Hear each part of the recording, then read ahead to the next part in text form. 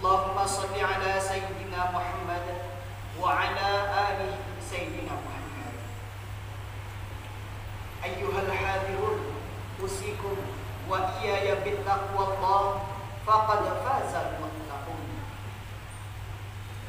قال الله تعالى في القرآن الكريم: أعوذ بالله من الشيطان الرجيم، بسم الله الرحمن الرحيم. يا أيها الذين آمنوا أطيعوا الله وأطيعوا الرسول وأولي الأمر منكم فإن تنازعتم في شيء فردوه إلى الله ورسوله إن كنتم تؤمنون بالله ويوم الآخر ذلك خير وأحسن تأويلا. صدق الله العظيم. وقال النبي صلى الله عليه وسلم في حديثه: دع ما يريد إلى ما لا يريد. Hadirin jamaah Jumat rahimahullah. Pada hari ini marilah kita kembali mensyukuri atas semua nikmat Allah Subhanahu wa taala dengan cara memuji, bertasbih, bertakbir dan bertahmid kepada Allah Subhanahu wa taala. Karena rahmat, nikmat yang diberikan Allah kepada kita tidak pernah berhenti walaupun itu sedetik. Dan kita semua makhluk Allah, tidak hanya manusia, merasakan dan menikmati nikmat yang telah diberikan Allah Subhanahu wa taala tersebut. Apabila Bapak dan teman-temanku semuanya, Allah menghentikan sedetik rahmat dan nikmatnya kepada kita, maka mungkin di waktu itu juga kita tidak bisa lagi hidup di atas dunia ini. Oleh karena itu, marilah kita selalu bersyukur atas apa yang diberikan Allah dan tetap senang, tetap gembira atas apa yang telah ditakdirkan Allah kepada kita setelah kita berusaha dan berdoa kepadanya. Hadirin jamaah Jumat rahimahullah. Selanjutnya, salat beriringkan salam. Marilah kita sampaikan ke baginda Nabi Muhammad sallallahu alaihi wasallam dengan lafaz Allahumma shalli ala Sayyidina Muhammad wa ala ali Sayyidina Muhammad. Rasulullah sallallahu alaihi wasallam pernah bersabda, "Man shalla alayya salatan sallallahu alaihi asyara." Rasulullah bersabda yang artinya tadi, siapa yang bersolawat kepadaku satu kali saja, kata Rasulullah sallallahu alaihi wasallam, sallallahu alaihi asyara, Allah memberikan kepadanya 10 buah kebaikan. Satu kali kita bersolawat kepada Nabi kita Nabi Muhammad sallallahu alaihi wasallam, Allah berikan 10 balasan kebaikan kepada kita. Ya, karena itu janganlah kita malas, janganlah kita diperbudak oleh malas untuk bersolawat kepada Nabi Muhammad sallallahu alaihi wasallam, karena untung dan manfaat dari solawat kepada Nabi itu akan kembali kepada kita juga. Hadirin jamaah Jumat rahimahullah. Selanjutnya, khatib tidak akan pernah bosan dan tidak akan lupa menyampaikan sebuah wasiat, dan itu termasuk rukun daripada khutbah, yaitu wasiat untuk meningkatkan ketakwaan dan keimanan kita kepada Allah Subhanahu wa taala di setiap langkah-langkah kehidupan kita ini. Karena dengan iman dan takwa itulah kita bisa hidup berbahagia di atas dunia ini dan berbahagia juga nanti di akhirat kelak. Dua yang akan kita bawa ke hadapan Allah Subhanahu wa taala, yaitu keimanan dan ketakwaan kita kepadanya.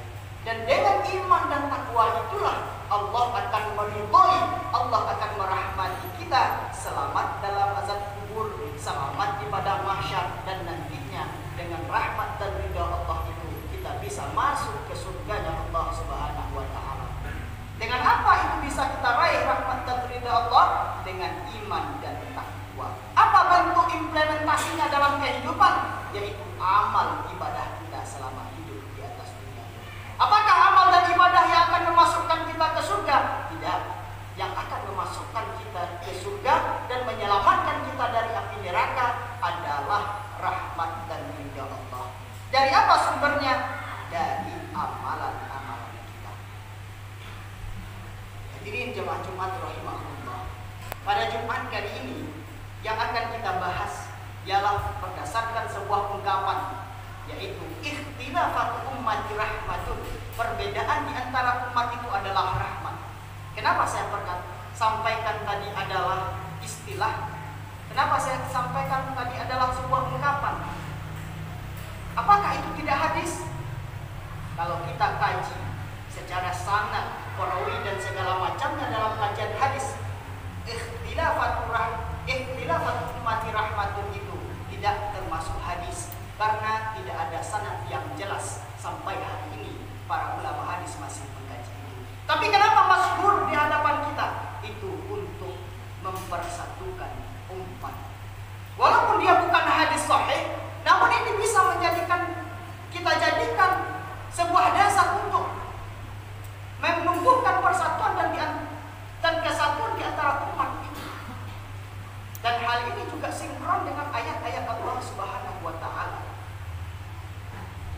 Kenapa dikatakan perbedaan itu adalah rahmat? Karena perbedaan itu adalah sebuah keniscayaan mulai dari dahulu sampai sekarang.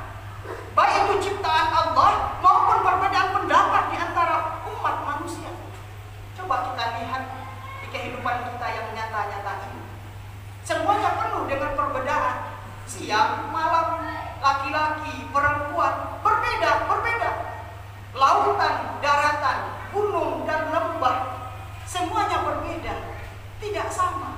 Namun dengan perbedaan itulah menjadi sebuah kekuatan sehingga terbentuklah dunia yang indah ini dengan penuh dengan perbedaan-perbedaan tersebut. Namun perbedaan yang bagaimana yang menjadi rahmat itu? Perbedaan yang tidak menimbulkan permusuhan, perbedaan yang tidak menimbulkan perpecah belahan. Seperti apa? Seperti ciptaan Allah ini, walaupun berbeda-beda, namun dia tidak bermusuhan, namun dia tidak berpecah belah. Akan tetapi saling menyatu, saling mengokohkan, saling menguatkan, sehingga dunia ini terbentuk dengan sempurna, terbentuk dengan sebaik-baiknya, bisa kita garap, bisa kita jalani, bisa kita kelola sebagai khalifah di muka bumi ini. Makanya, Bapak saudara yang dirahmati Allah Subhanahu wa taala, jangan kita jadikan perbedaan itu sebuah permusuhan, tapi jadikanlah perbedaan itu kekuatan untuk sebuah persatuan. Bersama tidak harus sama, bersatu tidak harus sama. Bersatu dalam perbedaan itu jauh lebih kuat dari bersatu dalam persamaan. Kenapa? Karena akan saling mengisi, karena akan saling mengukuhkan. Coba kita lihat sebuah rumah. Apakah lantai dengan lotengnya sama? Apakah tonggak dengan dindingnya sama? Tidak, berbeda bentuknya. Terkadang berbeda juga jenis dan catnya segala macam. Namun dengan bersatunya yang berbeda itu menjadi sebuah rumah yang kokoh. Begitulah seharusnya kita melaksanakan kehidupan di atas dunia. Nah, apabila terjadi perbedaan pendapat di antara kita, di antara ulama, dan ulama itu dari dahulu zaman Nabi sampai sekarang tetap berbeda-beda pendapat, tetap berbeda penafsirannya. Lalu kita sebagai umat yang belum paham kali dengan agama, belum paham dengan dasar-dasar hukum yang menetapkannya, bagaimana sikap kita yang sebaiknya? Hadirin jamaah Jumat rahimahumullah, kita kembali kepada Al-Quran. Apa kata Al-Quran dalam surat An-Nisa ayat 59? Fa in tanaza'tum fi syai'in farudduhu ilallahi wa rasulih. Jika kamu berbeda pendapat, berselisih di antara sesuatu hal, suatu permasalahan, suatu kasus, farudduhu ilallah, kembalilah kepada Allah. Maksudnya apa ini? Kembali membaca Al-Quran, pedoman kitab suci kita. Kemudian farudduhu ilallahi wa rasulih, kembali juga kepada Rasul. Lihat hadis Rasul, lihat pendapat ulama yang membahas tentang ayat dan hadis tersebut. Jika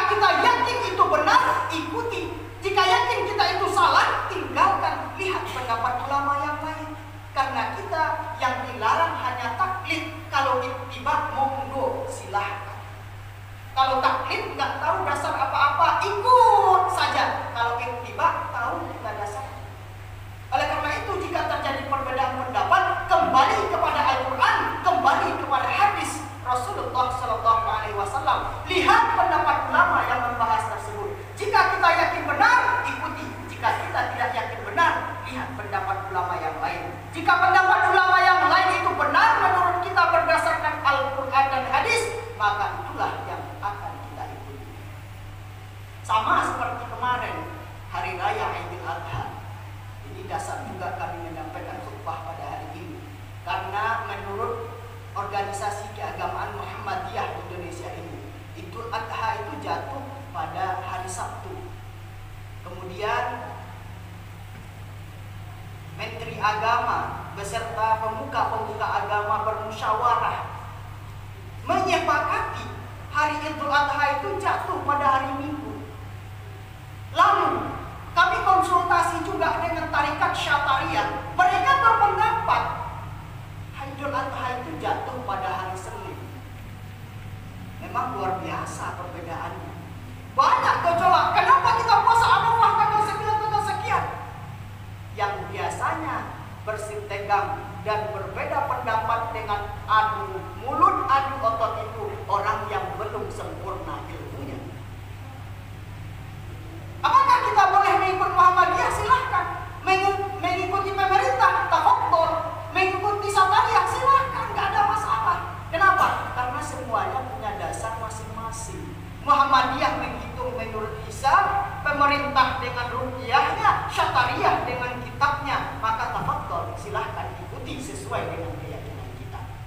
Apa kuncinya? Tadi dalam Al-Quran, fa in tanaza'tum fi syai'in farudduhu ila Allahi wa rasulih. Kembali kepada Al-Quran, kembali kepada hadis, dan kembali kepada pendapat ulama yang kita ikuti. Kemudian saudara yang dirahmati Allah Subhanahu wa taala, apabila kita ingin berdebat dengan sebuah perbedaan itu, maka kita juga kembali kepada tuntunan Al-Quran dalam surat An-Nahl ayat 125. Apa kata Allah dalam An-Nahl 125? Wajadilhum billati hiya ahsan. Berdebatlah dengan cara yang baik. Cara yang baik itu bagaimana? Dasar hukumnya jelas, logis, dan juga semuanya berpedoman kepada Al-Quran, hadis, dan pendapat-pendapat yang sahih dan yang jelas. Yaitu wajadilhum billati hiya ahsan. Berdebatlah dengan cara yang baik, tidak perlu menggunakan otot, tidak perlu sampai cakar-cakaran dan segala macamnya, tapi keluarkanlah pendapat-pendapat kita yang benar sesuai dengan dasar-dasarnya. Ketika perbedaan pendapat tersebut tidak menemui suatu kesamaan, kebersamaan, kembali lagi kita kepada ayat Al-Quran dalam surat Al-Baqarah ayat 139. Allah menyatakan walana a'malna walakum a'malukum. Amalkan sesuai dengan amalan yang kita yakini, dan mereka biarlah mengamalkan sesuai dengan amalan yang mereka yakini kebenarannya dan yang mereka ikuti dasarnya. Apa kata Rasulullah dalam hadisnya? Da'ma yuribuka ila ma la yuribuka. Tinggalkanlah apa yang meragukanmu kepada sesuatu yang tidak meragukanmu. Kalau seperti inilah prinsip kehidupan sosial kita di tengah-tengah masyarakat, maka tidak akan terjadi permusuhan, perpecahan, akan terjadi persatuan dan kekuatan. Fa'tabiru ya ulil absar la'allakum turhamun.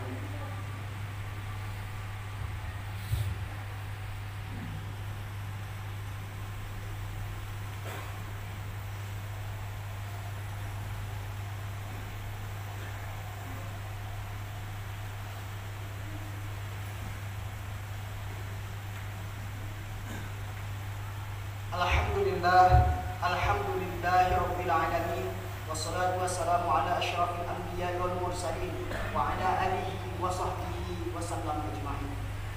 Asyhadu an la ilaha illallah wa asyhadu anna Muhammadan abduhu wa rasuluh la nabiyya ba'dah, amma ba'd.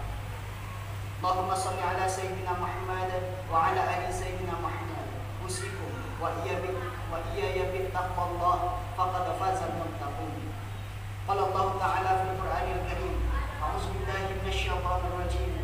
Bismillahirrahmanirrahim. Wal 'ashr innal insana lafi khusr illa alladziina aamanu wa 'amilus shalihaati bil haqq wa tawasaw bis sabr.